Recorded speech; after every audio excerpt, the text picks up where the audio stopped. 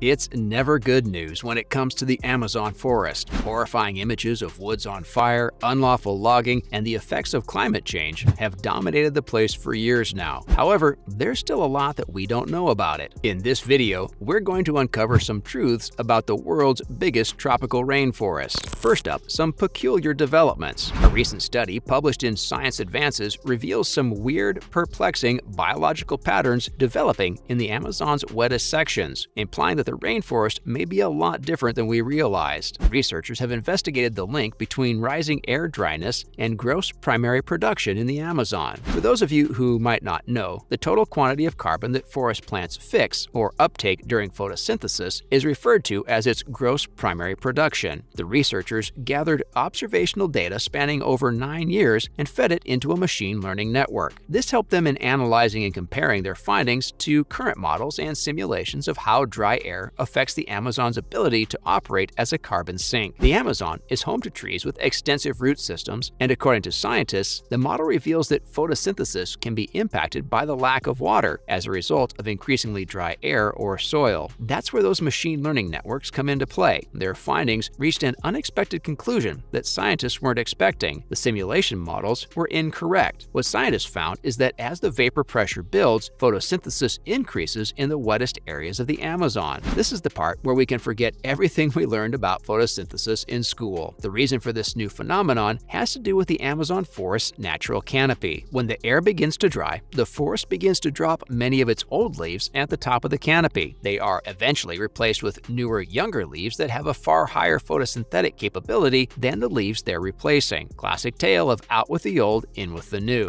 Next, we have the resilient forest. The reason why Amazon has survived for years despite all the harmful activities and increasing temperatures of the Earth is because of its ability to evolve and act on survival instincts. As we all know, one of the world's most vital carbon sinks is the Amazon, and the survival of that carbon sink is dependent on photosynthesis. However, these new discoveries show that the Amazon has its own innate resilience during dry spells. Scientists say it's unclear whether the findings mean the Amazon can withstand extreme weather events like droughts caused by climate change, but there's a good chance it can. While this study shows that forests are more adaptable to air dryness than we believed, and what's shown, it doesn't mean that if air dryness reaches levels we haven't experienced yet, everything will be fine. Now, onto carbon emissions. So don't start celebrating just yet. For the first time, scientists have proved that the Amazon rainforest is producing more carbon dioxide than it can absorb. According to a study, the Amazon's total emissions crossed 1 billion tons of carbon dioxide in a year. Scientists all over the world have raised a red flag as the massive forest which used to absorb the emissions is now accelerating it. The majority of these emissions come from fires, many of which are intentionally set to clear land for cow grazing and soy farming. Even without fires, the southeastern Amazon has become a source of CO2 rather than a sink as a result of rising temperatures. This is a reminder that curbing our carbon footprint and cutting emissions is more important now than ever. It's becoming the need of the hour. So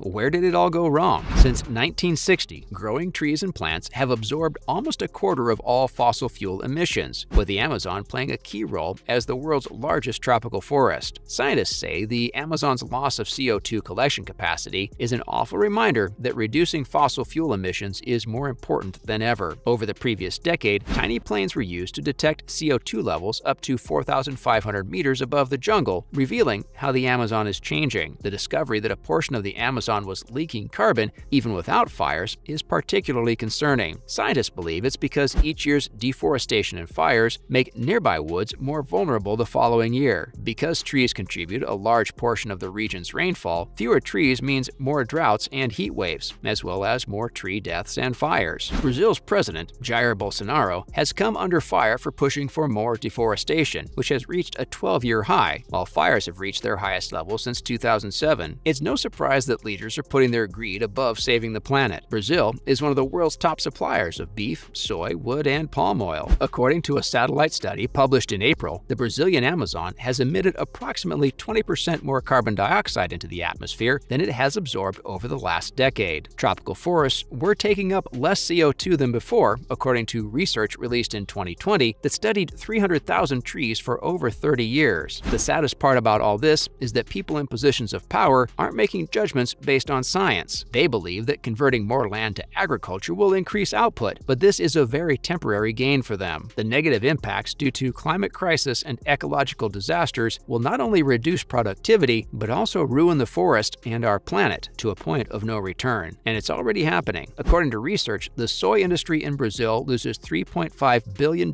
per year as a result of the surge in heat waves that follows deforestation. Up next, the tipping point. According to scientists, the Amazon rainforest is approaching a tipping point, after which it'll be gone, leading to dire consequences for world climate and biodiversity. A widespread dieback of the Amazon has previously been predicted by computer models, but the new analysis is based on satellite data over the last 3 decades. According to a new statistical study, more than 75% of the forest has lost stability since the early 2000s, implying that droughts and wildfires take longer to recover. The largest loss of ecosystems occurs near farms, roads, and urban areas, as well as in drier places, proving that only humans are to blame. Scientists believe that all this may have already pushed the Amazon close to a critical point of no return. According to statistics released by Brazil's National Space Research Institution, INPE, deforestation in the Brazilian Amazon is at its fastest pace in 14 years. According to INPE's Deforestation Alert System, forest clearing in the Amazon has totaled 166 square miles in the first 2 months of 2022, an area 126 times the size of New York's Central Park. That's not all. The year-to-date loss in January and February is more than double the 10-year average. While we don't know when the tipping point will occur, researchers have cautioned that by the time the tipping point's recognized, it'd be too late to prevent it. Once activated, the rainforest would convert to grassland in a matter of decades, releasing massive amounts of carbon and speeding up global warming. The forest became more unstable in areas closer to urban life, which comes as no surprise. But what's the government doing about it? According to Jair Bolsonaro, Brazil's far-right president, the Amazon belongs to Brazil, so nobody gets to tell them how to maintain it. He believes that the European countries have ruined their own ecosystems and are now after him as part of some conspiracy. Talking about conspiracies, the guy also called his own government's satellite data revealing an alarming surge in deforestation as fake. Finally, isolated tribes. That wasn't all the mystery that surrounds the Amazon. The forest is not just the world's lungs, but also home to about 1 million indigenous people. Scientists have discovered over 400 tribes, the majority of which had hundreds of years of history in the forest. They've access to Western medicine and education, and they hunt, fish, and cultivate. A small group of indigenous people have chosen to stay away from civilization, but most isolated tribes are aware of outsiders and choose to keep their distance. That's because the majority of their interactions have been destructive. Loggers, miners, and ranchers have slaughtered and enslaved indigenous people in the region, and isolated tribes still have limited immunity to diseases introduced by outsiders. In July 2018, Brazilian authorities captured a photograph of a man known as the Indigenous Man in the Hole, who is the only survivor of a tribe whose other members were killed in 1995. He has refused outside visitors, but the government leaves out some seeds and equipment for him.